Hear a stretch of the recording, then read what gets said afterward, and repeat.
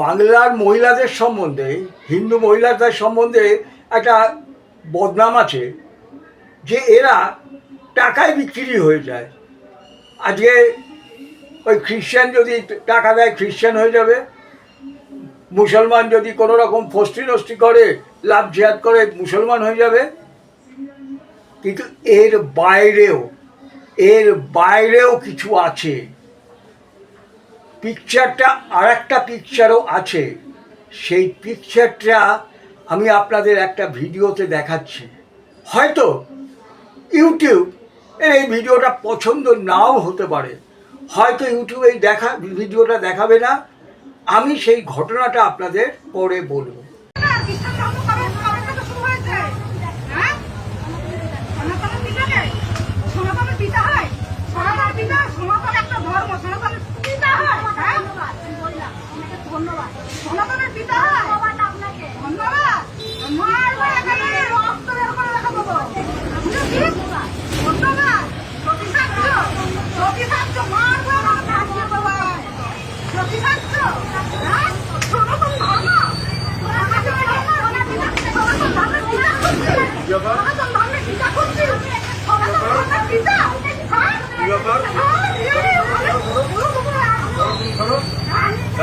কথা পাল্টাবেন না, ব্যাগে বাইবেল নিয়ে ঘুরছেন আবার এসব কথা বলছেন। না না, আপনি আমার মেয়েকে দেখে যে জিজ্ঞাসা। ঘটনাটা কি বলি।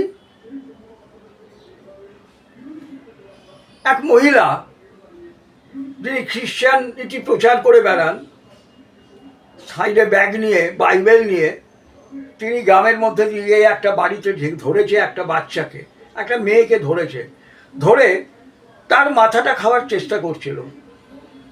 তার মা এসে তাকে বলছে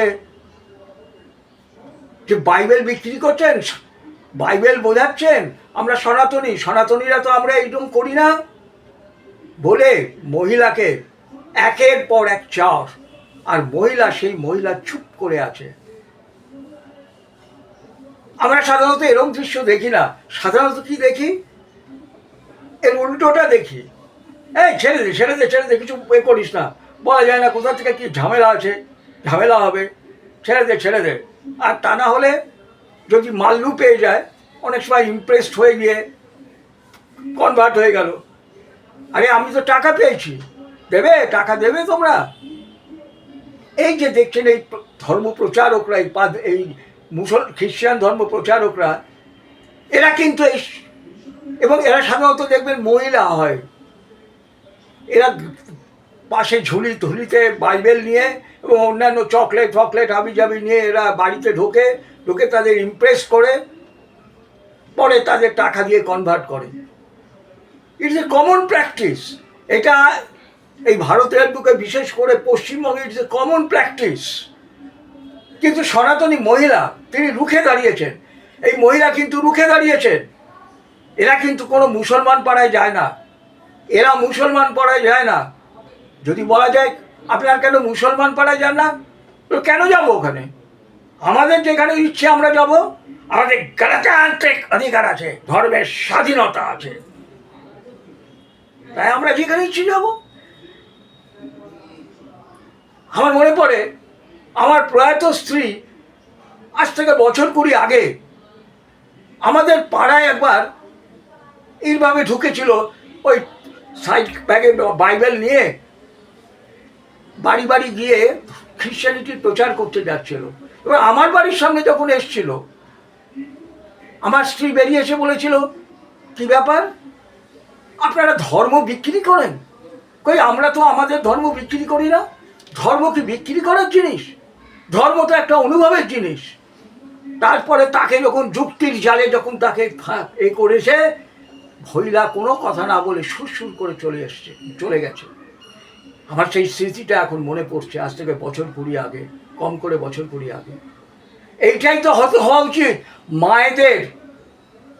কেন এরা ছোট মেয়েদের ধরার চেষ্টা করে, 14, 15, 16 বছরের মেয়েদের, ছেলেদের এরা ধরার চেষ্টা করে। তারপরে চকলেট দেয় বা বিভিন্ন জিনিস দেয়, উপহার দেয়, দিয়ে এইভাবে পারচেজ করে। আর একটা জিনিস করে এই মিশনারিরা, দেখবেন, আমি নিজের চোখে দেখে আসছি, নাম খারাপ। আমি গেছিলাম একটা অনুষ্ঠানে, দেখি দুজন ইটালিয়ান মহিলা, সুন্দরী লম্বা মহিলা, গ্রামের ভেতর দিয়ে যাচ্ছে। আমি জিজ্ঞেস করলাম এখানে এখানে ইটালিয়ান মহিলা? বলো ওরা তো আসে, ওরা মাঝে মাঝে আসে ওই এর প্রচারের জন্য, খ্রিশ্চান ধর্ম প্রচারের জন্য আসে। তাই বললাম সে কি, আপনারা কিছু বলেন না? বলে না আমরা কি বলবো, যে যার কাজ করবে, আমাদের কি আছে। এই হচ্ছে উদাসীনতা হিন্দু সমাজে, আমাদের সমাজের এই হচ্ছে উদাসীনতা। এবং এর সুযোগ নিয়ে এই মিশনারিরা কী করে, এই ইটালি, এই আয়ারল্যান্ড, এইরকম নেদারল্যান্ডস, এই রকম বিভিন্ন দেশ থেকে, এই ক্যাথলিক দেশগুলো থেকে, সুইজারল্যান্ড, এই রকম ক্যাথলিক দেশগুলো থেকে খ্রিশ্চান সুন্দরী মহিলাদের নিয়ে আসে এবং গ্রামের মধ্যে তারা ঢোকে, বিভিন্ন রকম জিনিস মানুষকে উপহার দেয়। এদের আর সুন্দরী মেম সাহেব দেখলে জানেন তো, আমাদের খুব তাড়াতাড়ি আমরা ইমপ্রেসড হয়ে যাই, বিশেষ করে আমাদের ঘরের মহিলারা। কারণ এমনিতেই সিরিয়ালের মেয়েদের দেখলেই তারা ইমপ্রেসড হয়ে যায়, আর এদের দেখলে তো আরও ইমপ্রেসড হবেই, এরা তো সিরিয়ালের মেয়েদের বাবা। এবং তখন এরা এই যে চার্চ মিশনারিরা আসে, তারা তখন প্রচার করতে শুরু করে। এটা একটা কমন প্র্যাকটিস। এবং পশ্চিমবঙ্গের গ্রামগুলোতে, শহরাঞ্চলগুলোতে এগুলো ভরে গেছে। কেন? হিন্দু ধর্মকে ধ্বংস করো। কি যে ঘৃণা এদের মনের মধ্যে, আপনি বুঝতে পারবেন না। এই মিশনারি এবং মুসলিমদের মধ্যে কি যে ঘৃণা হিন্দুদের সম্বন্ধে, সামনে বলবেন আপনাকে, কি যে ঘৃণা। এই মূর্তিগুলোকে তারা মনে করে যে শয়তান কতগুলো, এগুলোকে পা দিয়ে পিষে পিষে এগুলোকে এরা ধ্বংস করার চেষ্টা করে। তখন খ্রিশ্চানিটিকে এরা সেই জায়গায় নিয়ে যায়, পা দিয়ে দিয়ে পিষে পিষে ধ্বংস করে। তাদের সামনে কিছু করতে পারলো? তোদের কৃষ্ণের মূর্তি কিছু করতে পারলো? এই দেখ তোদের রামের মূর্তি কিছু করতে পারলো? কিচ্ছু করতে পারবে না। আর এগুলো কিচ্ছু না, এগুলো কতগুলো পুতুল পুতুল। আর মুসলমান, এই তো বীরভূমের একটা মেয়ে হাহাকার করছে, কি করব, কিছু করার আছে আমার? তার বোন, তার পিস্তত বোন, তাকে একটা ছেলের সঙ্গে ভালোবাসা করে দিয়েছে। সে জিজ্ঞেস করেছিল যে ছেলেটা মুসলমান বল না তো? বললো না না মুসলমান নয়, হিন্দু। তারপরে তার লাভ জেহাদের শিকার হয়। এই 16 বছরের 17 বছরের একটা মেয়ে বিয়ে হয়ে গেছে, তার সঙ্গে ঘুরিয়ে বিয়ে করে ফেলেছে, পালিয়ে গেছে।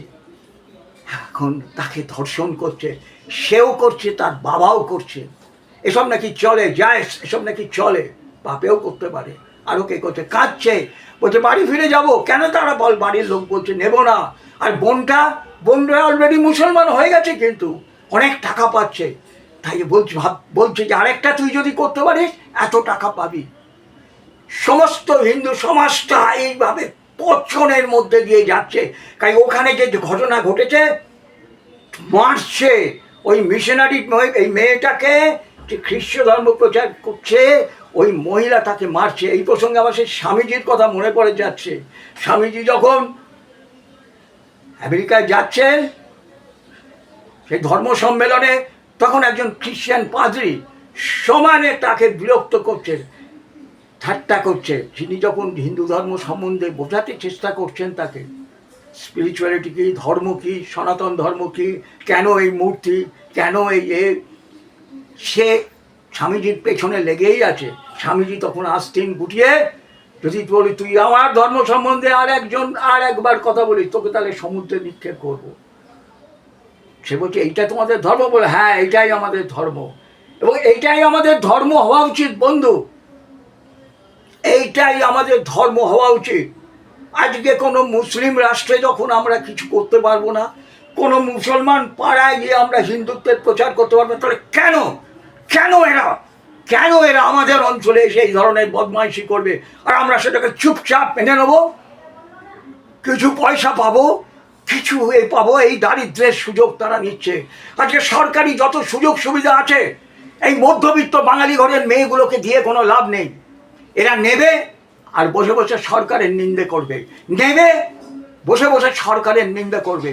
দিন ওই আদিবাসী সমাজ, যারা শোষিত নিষ্পেষিত, যাদের কিছু দেওয়া হয় না, যাদেরকে শোষণ করে এই যে মধ্যবিত্ত ঘরের এই যে আবাসের যোজনার টাকা, আরও বিভিন্ন রকমের যে টাকা, এই জল মিশনের টাকা, এই জল মিশনের কানেকশন, কিচ্ছু তাদের দেওয়া হয়নি, কোনো কিছু তাদের দেওয়া হয়নি। শুষে এই মিডল ক্লাস, মিডল ক্লাস পরিবারের তারা নিয়েছে, তারা নেবে এবং সরকারের নিন্দা করবে, তারা নেবে আর নিন্দা করবে। এই মধ্যবিত্ত ঘরের মেয়েরা ঘরে বসে নিন্দা করবে, আর যদি ধান্দাবাজি পায় সঙ্গে সঙ্গে কনভার্ট হয়ে যাবে।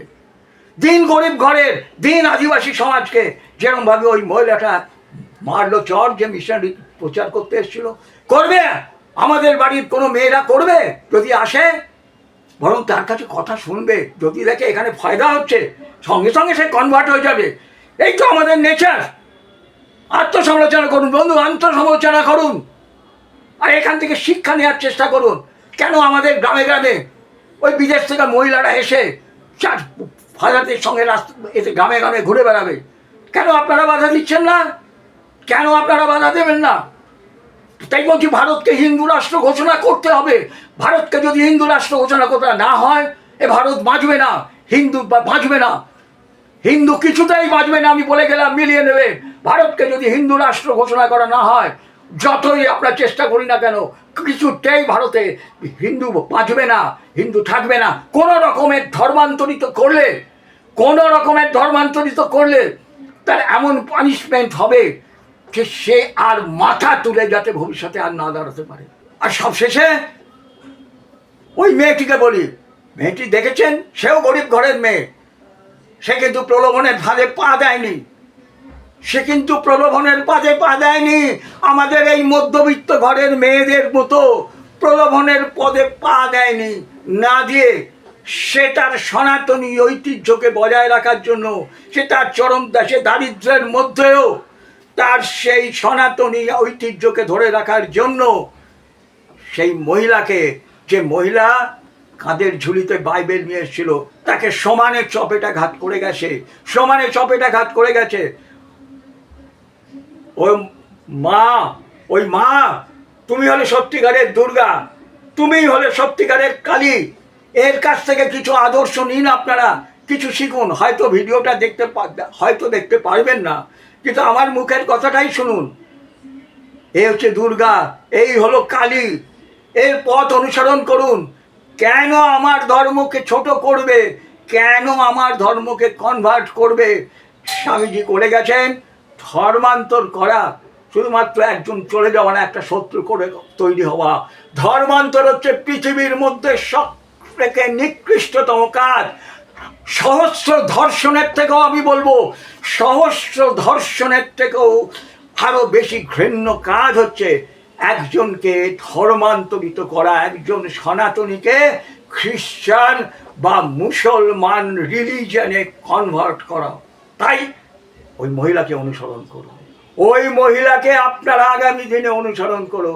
এরকম হাজার হাজার ভিডিও যদি হাতের সামনে পাই, বুঝবো সনাতন এখনো জীবিত আছে, সনাতন থাকবে, সনাতন আছে, সনাতন থাকবে, সনাতন অক্ষয়, সনাতন অমর।